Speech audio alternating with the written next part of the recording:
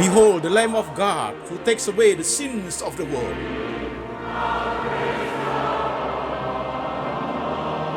Jesus said, I am the way, the truth, and the life. No one come to the Father but by me.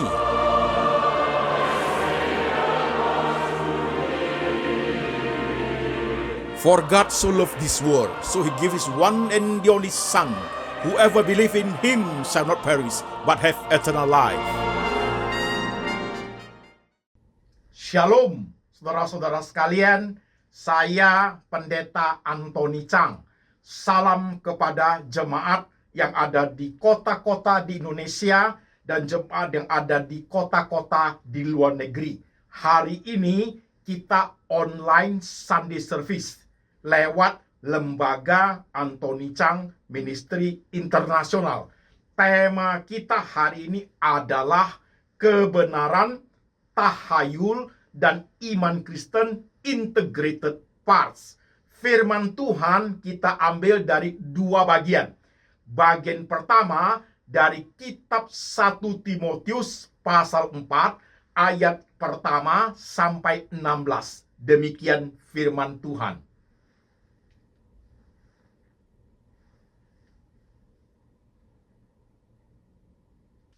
Tetapi Roh dengan tegas mengatakan bahwa di waktu-waktu kemudian ada orang yang akan murtad, lalu mengikuti roh-roh penyesat dan ajaran setan-setan.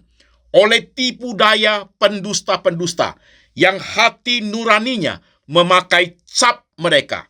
Mereka itu melarang orang kawin, melarang orang makan makanan yang diciptakan Allah, supaya dengan pengucapan syukur dimakan oleh orang yang percaya dan yang telah mengenal kebenaran. Karena semua yang diciptakan Allah itu baik, dan suatu pun tidak ada yang haram jika diterima dengan ucapan syukur. Sebab semuanya itu dikuduskan oleh firman Allah dan oleh doa. Dengan selalu mengingatkan hal-hal itu kepada saudara-saudara kita, engkau akan menjadi seorang pelayan Kristus yang baik, terdidik dalam soal-soal pokok iman kita, dan dalam ajaran sehat yang telah kau ikuti selama ini. Tetapi jauhilah tahayul dan dongeng nenek-nenek tua. Latihlah dirimu beribadah. Latihan badania terbatas gunanya, tetapi ibadah itu berguna dalam segala hal, karena mengandung janji baik untuk hidup ini maupun untuk hidup yang akan datang. Perkataan ini benar dan patut diterima sepenuhnya. Itulah sebabnya kita berjerih payah dan berjuang, karena kita menaruh pengharapan kita kepada Allah yang hidup, juru selamat semua manusia, terutama mereka yang percaya. Beritakanlah dan ajarkanlah semuanya itu. Jangan seorang pun menganggap engkau rendah karena engkau muda. Jadilah teladan bagi orang-orang percaya dalam perkataanmu, dalam tingkah lakumu, dalam kasihmu, dalam kesetiaanmu, dan dalam kesucianmu. Sementara itu, sampai aku datang, bertekunlah dalam membaca kitab-kitab suci, dalam membangun dan dalam mengajar. Jangan lalai dalam mempergunakan karunia yang ada padamu, yang telah diberikan kepadamu oleh nubuat dan dengan penumpangan tangan sidang penatua. Perhatikan semuanya itu, hiduplah di dalamnya, supaya kemajuanmu nyata kepada semua orang. Awasilah dirimu sendiri dan awasilah ajaranmu. Bertekunlah dalam semuanya itu, karena dengan berbuat demikian, engkau akan menyelamatkan dirimu dan semua orang yang mendengar engkau. Amin. Firman Tuhan bagian kedua kita ambil dari kitab Kolose pasal 2 ayat 6 sampai 15. Demikian firman Tuhan.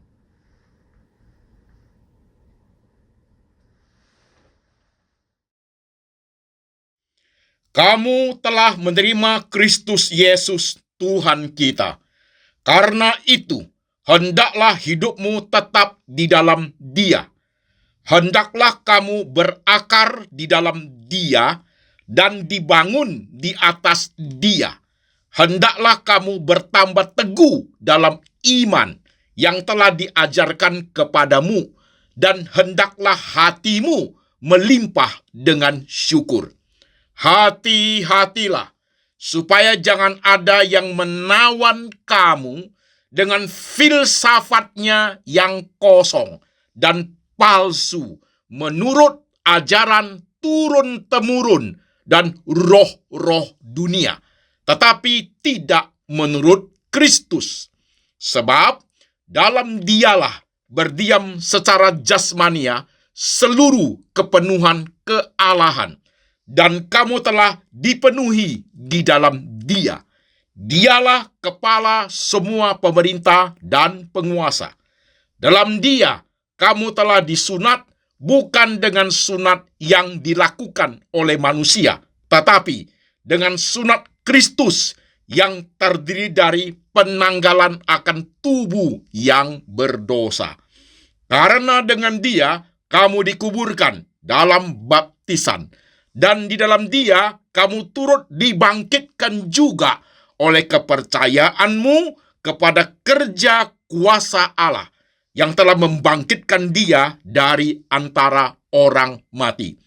Kamu juga, meskipun dahulu mati oleh pelanggaranmu dan oleh karena tidak disunat secara lahiriah, telah dihidupkan Allah bersama-sama dengan Dia sesudah Ia mengampuni segala pelanggaran kita, dengan menghapuskan surat hutang yang oleh ketentuan-ketentuan hukum mendakwa dan mengancam kita, dan itu ditiadakannya dengan memakukannya pada kayu salib. Ia telah melucuti pemerintah-pemerintah dan penguasa-penguasa dan menjadikan mereka tontonan umum dalam kemenangannya atas mereka. Amin. Saudara-saudara sekalian, firman Tuhan sudah kita baca, firman Tuhan sudah kita dengar. Sekarang saya mengajak jemaat yang ada di kota manapun yang sudah mendengarkan firman Tuhan hari ini, mari kita berdoa. Kita minta hikmat dari Tuhan yuk, mari kita tundukkan kepala. Tuhan Yesus, kami sudah membaca firman-Mu. Kami sudah mendengarkan firman-Mu. Sekarang roh Tuhan bekerja, memakai hamba-Mu menguraikan kebenaran dengan bahasa yang sederhana, yang paling sederhana, sehingga gampang dimengerti oleh seluruh lapisan jemaat.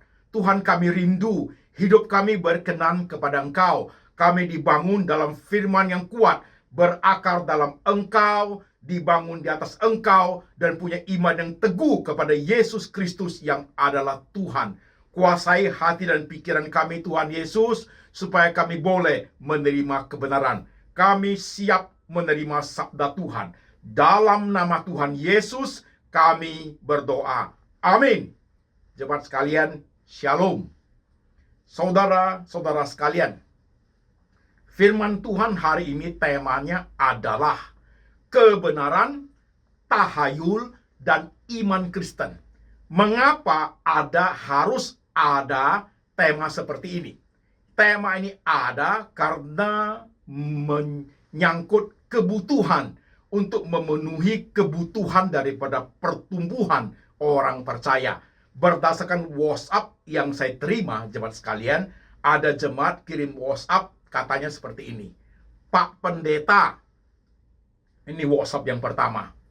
Saya dan keluarga masih terikat dalam kepercayaan tradisi tahayul. Kami menjadi takut dan merasa terancam. Masih percaya kepada angka 13. Masih percaya kepada 4 si mati.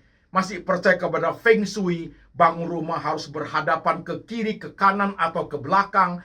Kami dihantui oleh ketakutan seperti itu. Padahal kami sudah menjadi orang percaya. Kami sudah menjadi miliknya Tuhan Yesus. Bagaimana caranya Pak Pendeta untuk lepas daripada jeratan, ketakutan, dan ancaman dari tahayul itu dalam hidup kami sebagai orang Kristen? Itu pertanyaan pertama.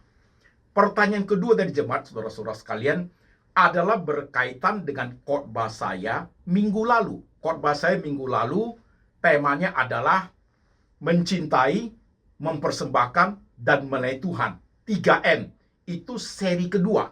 Dan jemaat bertanya, Pak Pendeta khotbah minggu kemarin, 3M yang seri kedua, Pak Pendeta menyinggung tentang tahayul tanda kutip dalam kekristenan. Saya takut itu, Pak. Karena itu nyata dalam hidup saya. Kalau bisnis saya jatuh, anak saya ada kemalangan, keluarga kami ada masalah, ada problem dalam hidup, kami sudah takut dan merasa terancam. Timbul tanda tanya dalam diri kami, sudah kasih persembahan belum ke Tuhan? Kok jadi begini? Itu menjadi tahayul dalam hidup kami. Pak Pendeta, bagaimana caranya untuk bisa menyingkirkan tahayul tanda kutip dalam dunia rohani yang seperti itu? Berdasarkan 2 pertanyaan dari jemaat ini, maka tema hari ini harus ada kebenaran, tahayul, dan iman Kristen. Jelas jemaat? Oke, sekarang kita masuk.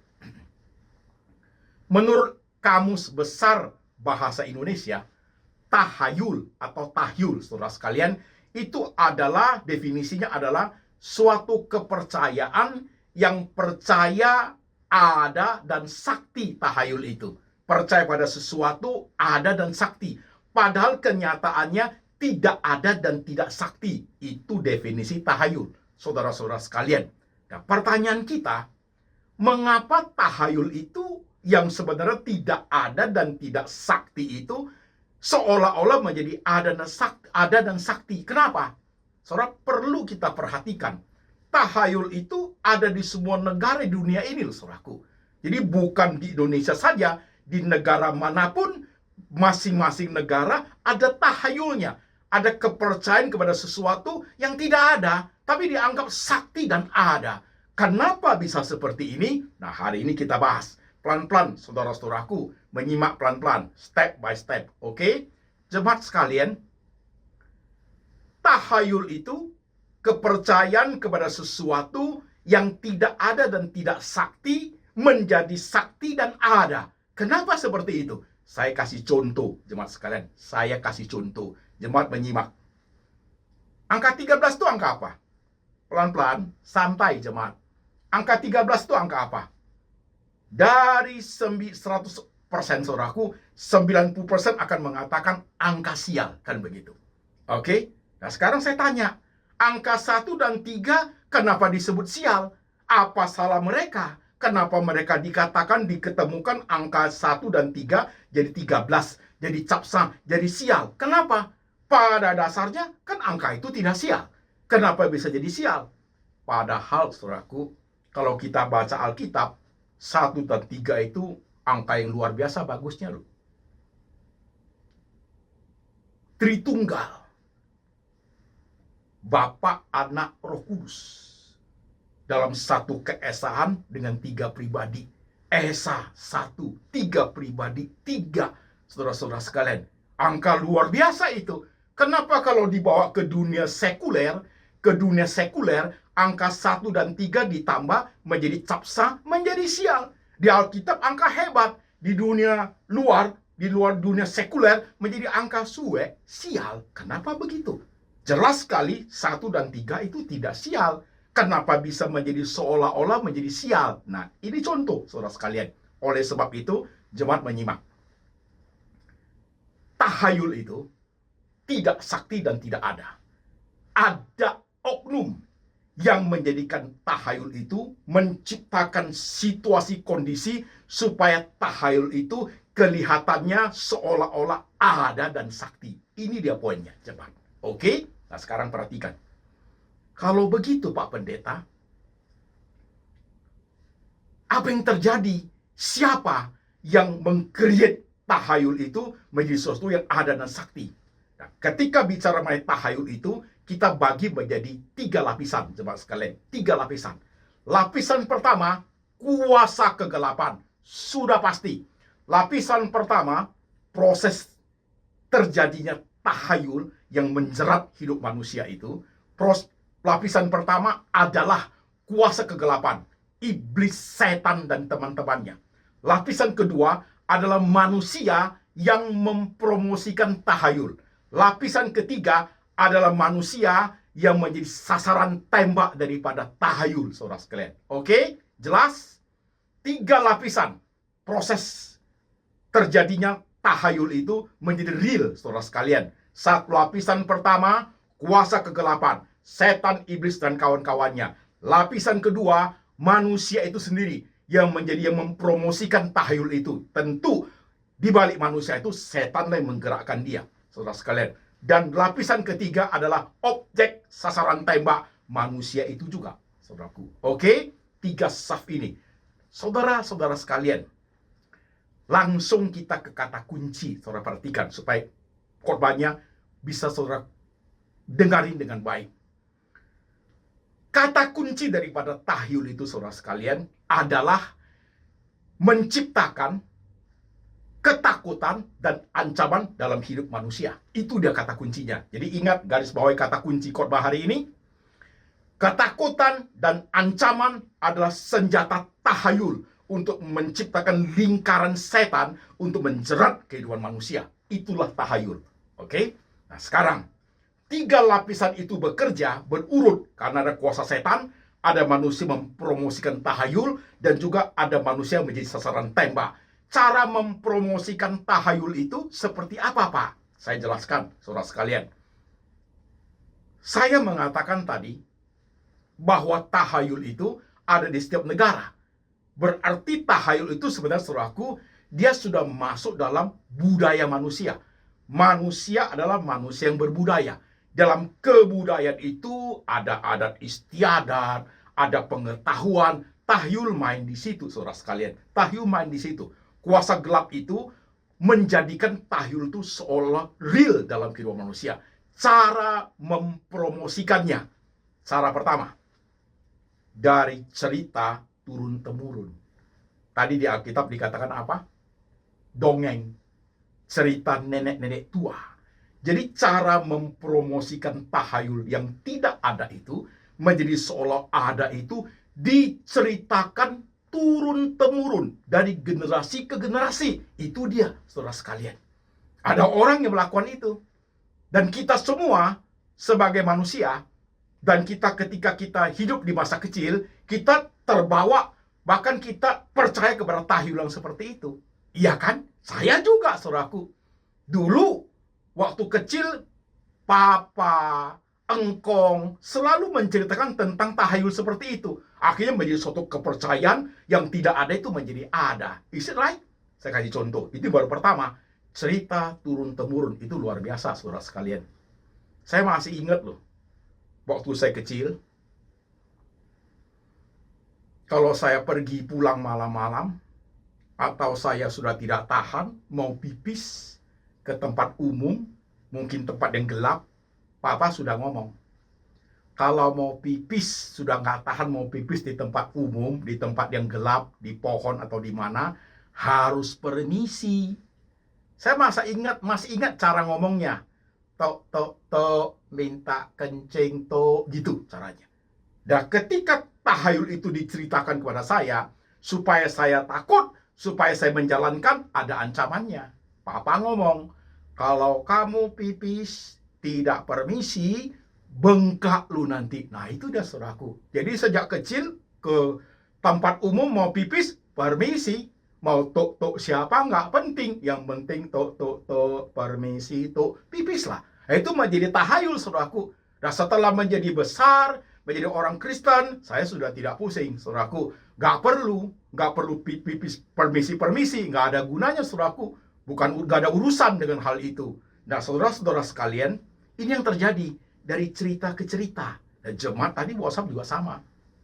Pak Pendeta Feng Shui, ya, rumah harus begini, menghadap kemana, dia punya pintu depan, pintu belakang harus seperti apa, besar seperti apa. Kok bisa begitu? Itu adalah cerita yang turun-temurun, disertai dengan ketakutan dan ancaman, sehingga dia terpelihara dari generasi ke generasi, saudara sekalian. Seperti itu loh. Itu baru pertama. Baru yang pertama, caranya adalah dipromosikan lewat cerita turun-temurun, dongeng nenek tua. Oke? Cara kedua, saudara sekalian, lewat kesaksian. Cara kedua, lewat kesaksian. tahayul itu tidak akan bisa menakuti dan mengancam kehidupan manusia kalau tidak ada kesaksian. Maka harus ada kesaksian. Muncullah berbagai kesaksian yang untuk menguatkan bahwa tahayul itu real. Kesaksian. Luar biasa. Iya loh, saya alami loh. Zaman yang kemarin WhatsApp ngomong, Pak, Feng Shui masih ada nggak? Benar loh, terjadi. Nah, itu dia saudaraku. Jadi tahayul itu disertai kesaksian dari manusia-manusia tertentu. Tentu pasti bagian lapisan kedua, manusia promosi tahayul itu dia menciptakan itu, saudara sekalian. Menciptakan itu, mencari orang-orang tertentu supaya tahayulnya bisa lestari, terpelihara dalam budaya manusia. Itu sebenarnya, saudaraku, itu sebenarnya. Dicarilah mobil, sesuatu apa yang ada kecelakaannya yang berkaitan dengan angka 13. Jadi ada orang bersaksi, ada contoh, ada sesuatu yang ditampilkan. Gara-gara 13 sih jadi seperti itu. Jadi tahayul itu terpelihara dari yang tidak ada, seolah real ada. Karena apa? Ada kesaksian, ada cerita. Jadi kita anggap itu sudah sesuatu yang real karena ada kesaksian. Ada orang ngomong kok Pak, seperti itu kok Pak. Orangnya alami kok Pak. Ini loh saudaraku. Ini ironisnya dunia yang kita hidupi. Tahayul itu menjadi menjelma, menjadi suatu jeratan setan, lingkaran setan yang mengikat kehidupan manusia itu. Perhatikan itu. Satu tadi lewat cerita turun-temurun. Kedua lewat kesaksian manusia. Biasa seperti itu. Lewat kesaksian manusia. Oke? Yang ketiga, lewat manusia lapisan kedua yang mempromosikan tahayul.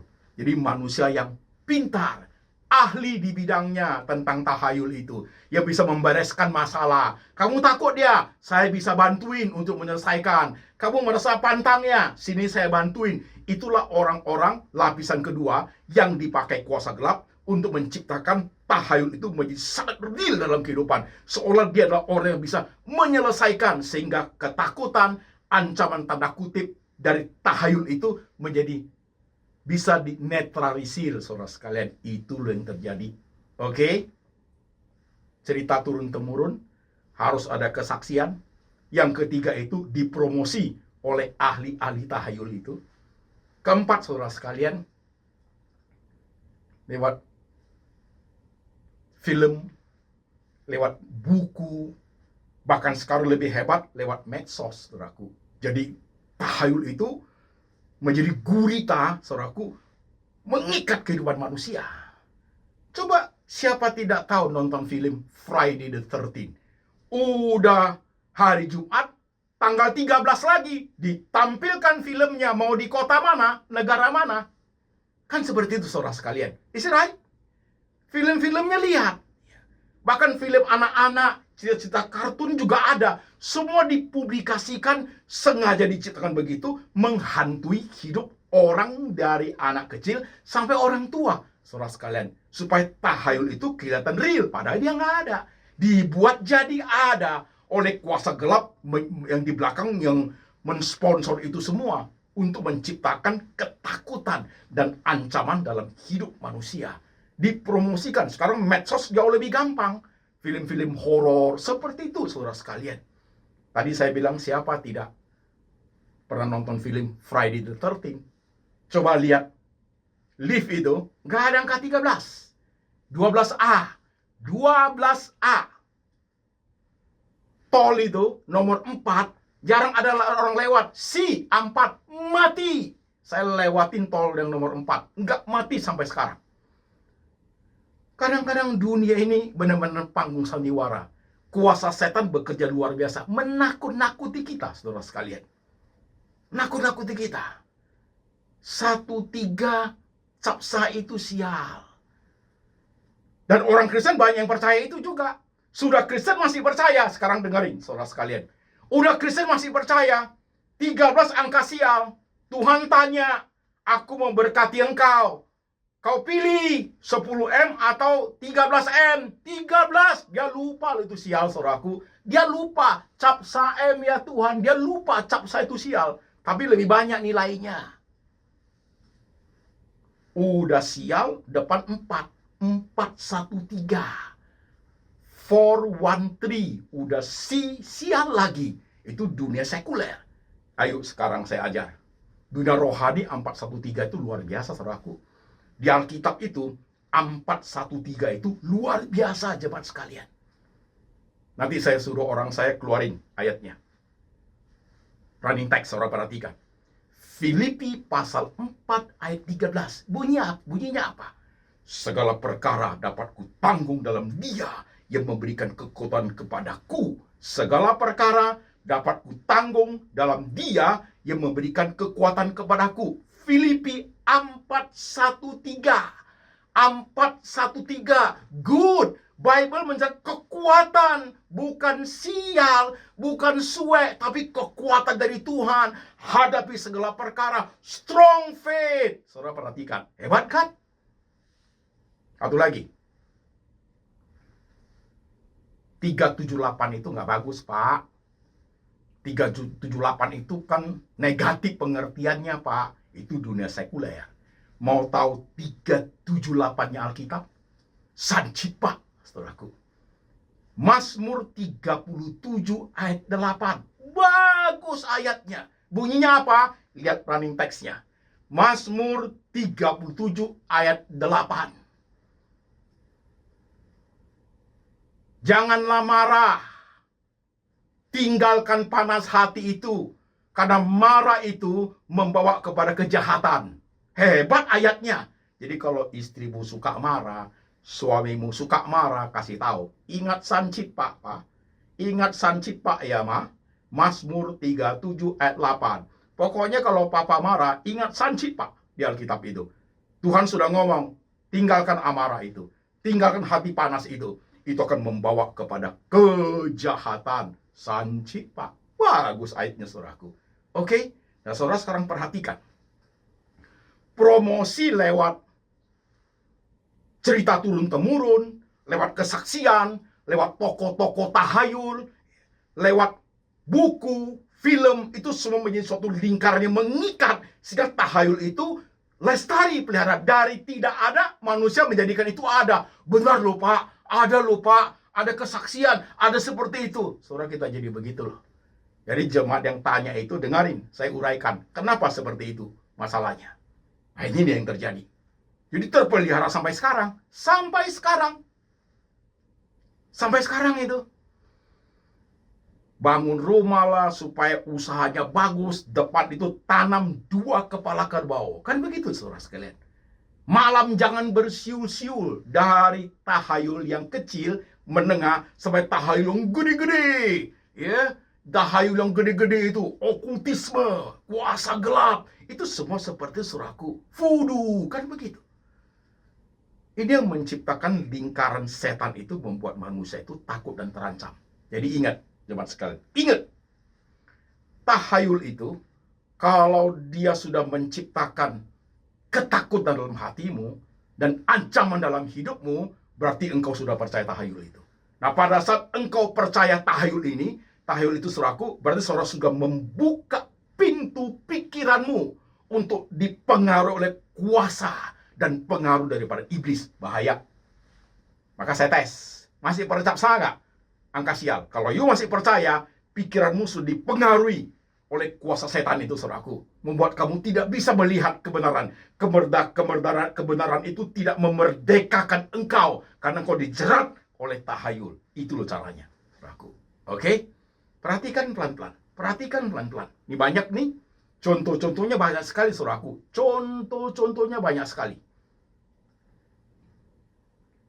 Pagi-pagi buka toko. Baru datang satu tamu. Udah beli barangnya, masih pegang uang. Makasih ya, Ci. Udah pergi, uangnya diginiin. Apa itu? Itu tahayul. Tahayul. Gak usah uangnya digini-giniin di meja. Wah, berkat datang tahayul. Say thank you to Jesus saja, selesai. Selesai. Ngapain uangmu disapu-sapu? Itu tahayul. Hati-hati. Saudara jangan anggap ini sesuatu yang remeh, saudaraku. Ini sesuatu yang menciptakan, menjauhkan engkau dari Tuhan. Seperti seolah-olah orang Kristen yang baik, hidupnya benar, tapi hidupnya dilingkari oleh tahayul yang menciptakan ketakutan dan ancaman dalam hidupmu. Itu yang terjadi. Oke? 3 lapisan itu. Kuasa gelap, manusia mempromosikan tahayul, dan manusia menjadi objek sasaran tembak daripada tahayul itu. Engkaukah itu orangnya? Engkaukah itu? Perhatikan hidupmu. Pelan-pelan. Iya lupa, kan benar jadi kamu takut. Oke, sekarang kita lanjut. Pelan-pelan kita lanjut lagi. Pertanyaan jemaat yang nomor 2 tadi. Pak Pendeta, di khotbah minggu kemarin, Pak Pendeta menyinggung ada tahayul tanda kutip dalam dunia rohani. Saya takut itu, Pak. Nah, saya jelaskan sedikit. Saudara kalau ingin penjelasan lebih rinci, kembali ke khotbah minggu lalu. Ya, mencintai, mempersembahkan, dan melayani Tuhan. Di situ saya menyinggung tentang tahayul rohani. Apa itu tahayul rohani, saudara sekalian? Di khotbah kemarin, minggu kemarin, saya mengatakan tahayul rohani itu adalah hasil daripada eksploitasi umat. Eksploitasi umat adalah memanfaatkan seseorang atau sekelompok orang untuk kepentingan diri sendiri. Itu namanya eksploitasi umat. Caranya bagaimana dalam kerohanian, khususnya orang percaya, orang Kristen? Takut-takutin, sama dengan tahayul yang tadi, ya, dibuat takut-takutin dan beri ancaman. Kecelakaan dia, nggak mempersembahkan sih. Sakit dia, nggak belum kasih perpuluhan sih. Sehingga jemaat itu tercipta jadi takut dan terancam. Ada apa-apa, kita udah kasih persembahan belum? Nah, itu tahayul rohani, saudaraku. Ada orang-orang yang menciptakan seperti itu. Pendeta-pendeta tanda kutip yang kepentingannya untuk mengisi pundi-pundi harta mereka. Kayak jemaat mereka manfaatkan seperti itu. Mereka belokkan kebenaran menjadi suatu ketakutan, ancaman dalam hidup jemaat. Sehingga mau tidak mau jemaat harus memberi, saudaraku. Inilah bahayanya kekristenan ini, saudara sekalian. Ya. Jadi boleh saya katakan, kalau sudah seperti itu, istilah kata persembahan dalam Alkitab, kalau sudah menjadi tahayul rohani, istilah persembahan itu kita ganti. Jadi apa? Sesajian. Kan kira-kira begitu. Tahayul kan harus kasih sesajian. Jadi apa bedanya? Kekristenan, tahayul kristenan itu gak usah disebut persembahan. Sesajian. Supaya aman. Kan jadi sama. Oleh sebab itu jemaat sekalian, kita lanjut. Jadi, saudara-saudara, kita harus aware. Buka mata, buka telinga, sigap mengawasi seluruh bagian hidupmu pada zaman now ini. Kita itu, sebagai orang percaya, dihimpit dari 2 arah. 2 hal yang sangat kuat menghimpit hidup kita. Yang pertama adalah tahayul kuno. Sampai sekarang masih terpelihara loh. Cap salah, 4 lah, ya. Lift nomor 12A tidak boleh 13 lah. Macam-macam saudaraku itu banyak sekali. Itu adalah tahayul kuno sampai sekarang masih hidup. Padahal itu nggak ada loh. Sudah diadain, sudah dibuat seolah-olah real oleh kuasa setan supaya manusia hidup di dalamnya. Itu adalah tahayul kuno sampai sekarang masih tetap menjadi ancaman dan ketakutan bagi iman orang Kristen. Yang kedua, tahayul rohani zaman now, zaman postmodern itu, yaitu yang diciptakan oleh pendeta-pendeta tertentu dengan cara manipulasi jemaat, dengan cara eksploitasi umat, sehingga menciptakan ketakutan di hati umat kalau tidak kasih persembahan. Itu tujuannya. Tujuannya adalah yang saya katakan di minggu lalu, khotbahnya adalah ujung-ujungnya adalah duit, sapu bersih. Yang kaya, kamu akan menjadi sangat kaya. Dikasihlah kalimat nubuat, kasihlah kalimat profetik supaya bisa tercipta. Nah, kalau tidak terjadi, paling pakai kalimat profetik juga. Tuh, belum waktunya Tuhan. Uangnya pendeta yang terima. Kesalahan tidak terjadi, dipojokkan ke Tuhannya. Kan hebat. Kalau jemaatnya jatuh miskin, susah miskin, gak boleh miskin. Kamu harus diberkati luar biasa. Kata kuncinya, kasih persembahan. Jadi sajian. Bagi yang biasa-biasa bisnisnya, gak boleh biasa. Kamu umat yang luar biasa, imamat rajani, janji Tuhan, kasih persembahan supaya kamu diberkati 6 bulan, 10 bulan, 12 bulan, diberkati melimpah. Itu sebuah teknik daripada tahayul tanda kutip, tahayul rohani, saudara sekalian. Jemaat jadi takut loh. Ya, Nah, sekarang jemaat dengarkan firman Tuhan hari, coba lihat. Kamu takut gak? Dalam dunia Kristenanmu, ya lupa, aku seperti itu. Berarti kamu sudah dijerat oleh tahayul rohani yang diciptakan oleh orang-orang tertentu yang sengaja menciptakan, merencanakan, dan diterapkan dalam hidup umat Kristen. Itu yang terjadi. Kita hidup dijerat dari dua arah. Tahayul kuno masih ada dalam hidup kita. Ditambah dengan tahayul zaman sekarang. Tahayul dunia sekuler yang kuno itu, tambah tahayul dunia rohani. Itu menjerat kita dari dua arah. What shall we do? Bagaimana caranya? Supaya kita bisa dibebaskan, dimerdekakan dari jeratan seperti ini. Nah, jemaat harus dengar. Perhatikan. Sekarang saya integrate. Saya integrate dengan khotbah, satu khotbah saja minggu lalu. Yang 3M itu. Saya integrate. Jemaat sekalian, perhatikan. Di firman Tuhan yang kita baca tadi itu, dua perikop itu, di 1 Timotius 4 dan juga di Kolose 2 itu, saudara sekalian, Tuhan sudah ngomong, jangan percaya kepada filsafat palsu. Zaman sekarang akan tampil roh-roh penyesat, roh-roh pendusta, akan tampil, jangan percaya kepada dongeng nenek tua, jangan percaya kepada tahayul. Tadi saya baca udah jelas, saudaraku. Alkitab sudah memwanti-wanti kita. Nah, Tuhan mengajar adalah caranya ya, berakar dalam Dia, bertumbuh di atas Dia, dan imannya teguh dalam Kristus, saudara sekalian. Nah, sekarang Pak Pendeta, kalau sudah seperti ini, supaya saya dibebaskan dari tahayul duniawi dan tahayul rohani, gimana caranya? Jemaat menyimak. 4 poin. Sebenarnya 4 poin ini adalah suatu penjabaran ke seluruh khotbah daripada lembaga Anthony Chang Ministry Internasional, saudaraku, selama 2 tahun terakhir ini. Saudara-saudara sekalian, saudara-saudara perhatikan, tahayul itu, baik yang duniawi maupun yang rohani, saudaraku, itu sudah merasuk, mempengaruhi pikiran kita, mempengaruhi hati kita, mempengaruhi pikiran kita, mempengaruhi hati kita, sampai mempengaruhi way of life kita. Sehingga iman kita tidak hidup. Itu loh yang terjadi, jemaat. Itu yang terjadi.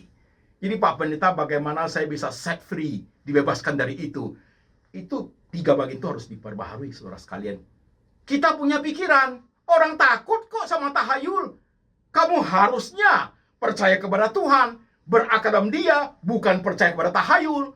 Karena pikiranmu sudah dihantui. Ketika engkau percaya tahayul, maka engkau membuka pikiran dan hatimu dipengaruhi oleh kuasa, dipengaruhi oleh kuasa, dipengaruhi kuasa daripada setan, dipengaruhi oleh cara kerja setan, sehingga pikiran kita itu sudah tidak bisa terarah kepada Tuhan. Maka saya khotbah selalu mengomong apa, saudaraku?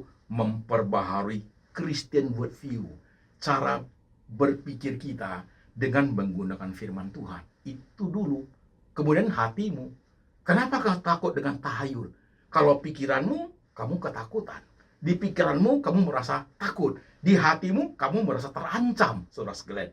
Hatimu, pikiranmu sudah terbuka untuk kuasa setan. Pengaruh kuasa setan itu mempengaruhi kamu lewat tahayul yang tidak pernah ada. Itu loh terjadi.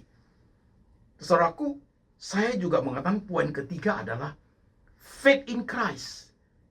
Menciptakan suatu intimasi with God, suatu kedekatan dengan Tuhan. Kalau engkau dekat dengan Tuhan, setan kabur. Kalau engkau dekat dengan Tuhan, dekat dengan firman, saudaraku, kamu tidak akan terpengaruh oleh tahayul-tahayul seperti itu. Tapi orang Kristen ini susah, jemaat sekalian. Perhatikan, saya menjelaskan. Imanmu menjadi goyang ketika pikiranmu menjadi takut, hatimu sudah terancam oleh tahayul itu. Pikiran sudah mau, oke, saya dekat firman, hati takut, jadi gonjang-ganjing dia, yes or no, yes or no. Udah dengar firman Tuhan hari ini, besok masih takut salo dia, masih. Sementara hati udah oke, pikiran masih mikir-mikir, nanti gimana? Kenapa? Ada bagian lain. Pikiran, hati, saudaraku, udah 2 kan? Yang ketiga, way of life kita. Mama, Kalau kita beli mobil taruh angka 13, nanti terjadi apa-apa. Itu dia. Mama, kalau proyek kita itu tidak ditanam kepala kerbau, nggak cuan nanti. Nah, way of life-mu juga dipengaruhi. Jadi tahayul itu merasuk ke pikiran orang, tahayul itu merasuk ke dalam hati orang, tahayul itu merasuk ke dalam cara hidup manusia. Way of life itu saudaraku. 3 hal itu digangsir habis fondasinya, sehingga imanmu itu tidak bisa berespon dengan baik.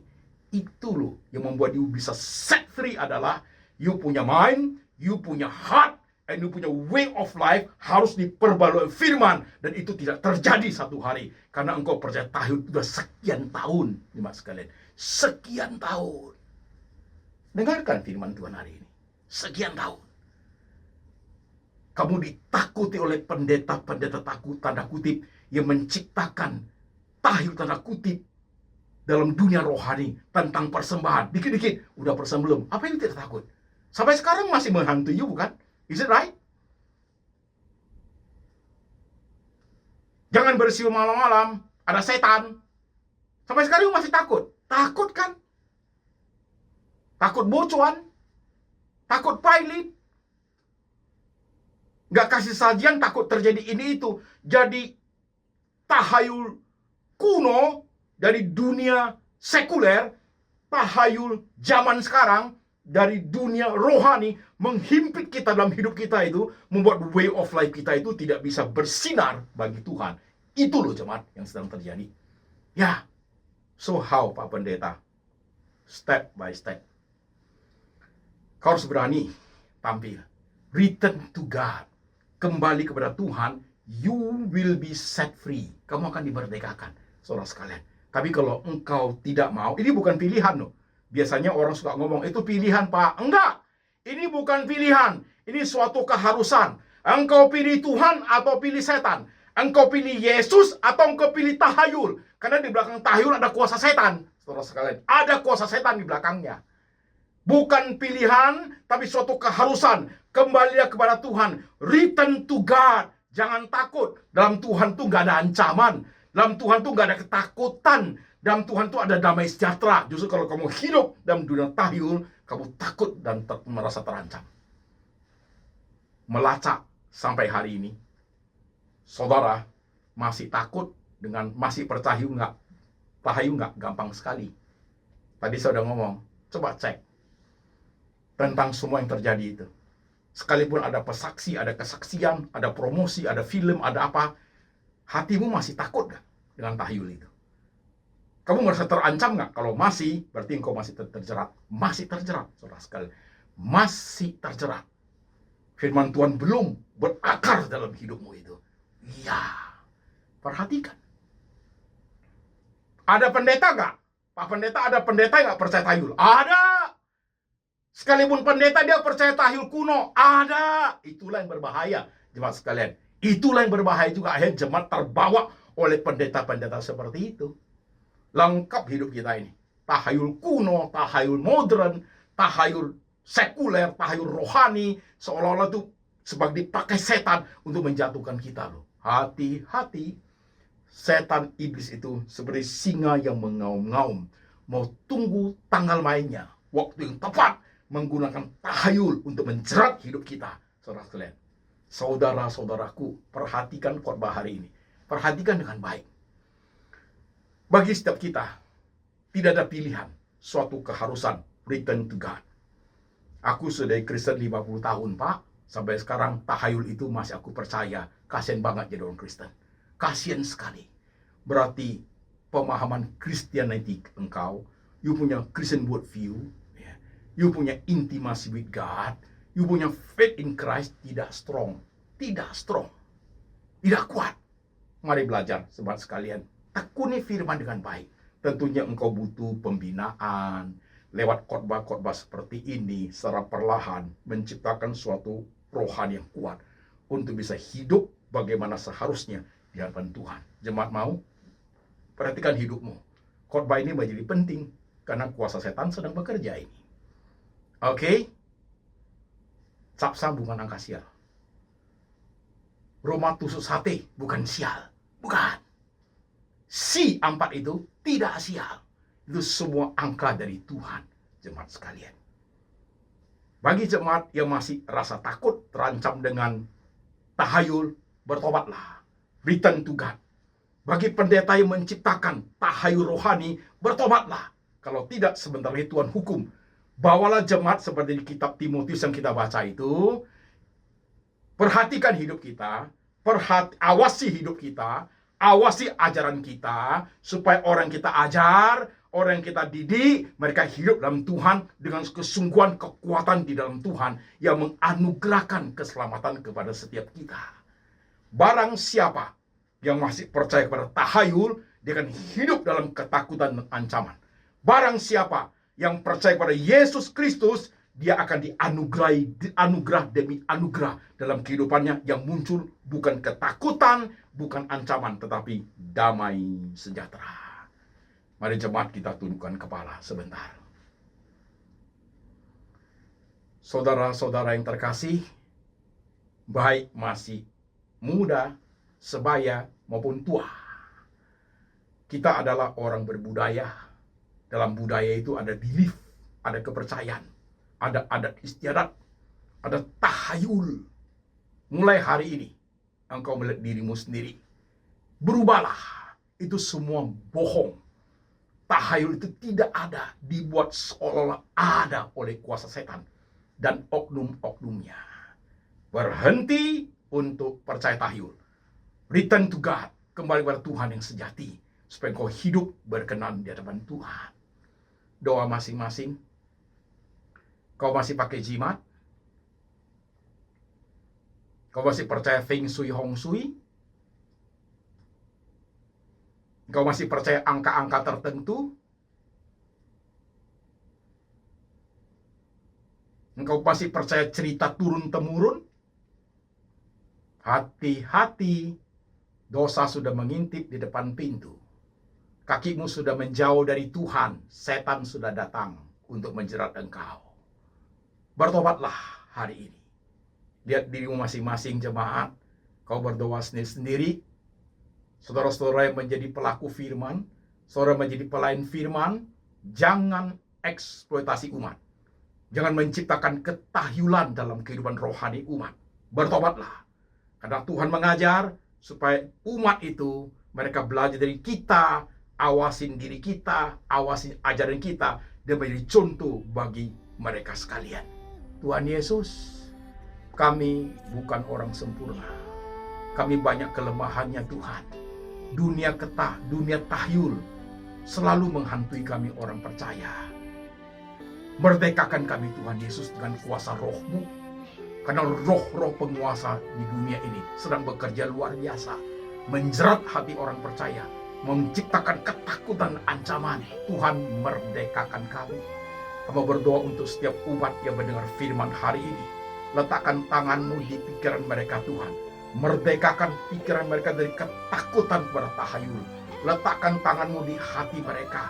Merdekakan mereka dari ancaman dari tahayul Tuhan Yesus. Tolong setiap kami Tuhan. Dan jadikan kami hamba-hamba-Mu yang Kau panggil menjadi seorang berkat bagi umat. Menciptakan keharmonisan keluarga umat. Menciptakan kestabilan kestabilitas daripada iman umat. Terima kasih Tuhan, bawa kami ke dalam salib-Mu Tuhan Yesus. Teguhkan iman kami di tengah-tengah zaman yang bengkok. Zaman-zaman yang dimana roh-roh penguasa sedang bekerja bergiat sungguh-sungguh kuat. Tuhan, Engkau Allah yang besar. Engkau Allah yang hidup. Kuatkan, teguhkan kami Tuhan. Menjadi contoh, menjadi seorang berkat bagi banyak umat. Kasih dari Allah Bapa dari sorga turun atas jemaat. Tuhan Yesus adalah gembala yang baik, pemelihara jiwa kami. Dan roh Tuhan senantiasa mengingat kami akan kitab suci. Kami hidup dalam kebenaran-Mu, tekun dalam kebenaran-Mu, hidup sesuai dengan kebenaran-Mu sampai selama-lamanya. Sampai Tuhan Yesus datang kembali menjemput setiap orang percaya. Dalam nama Tuhan Yesus kami berdoa. Amin.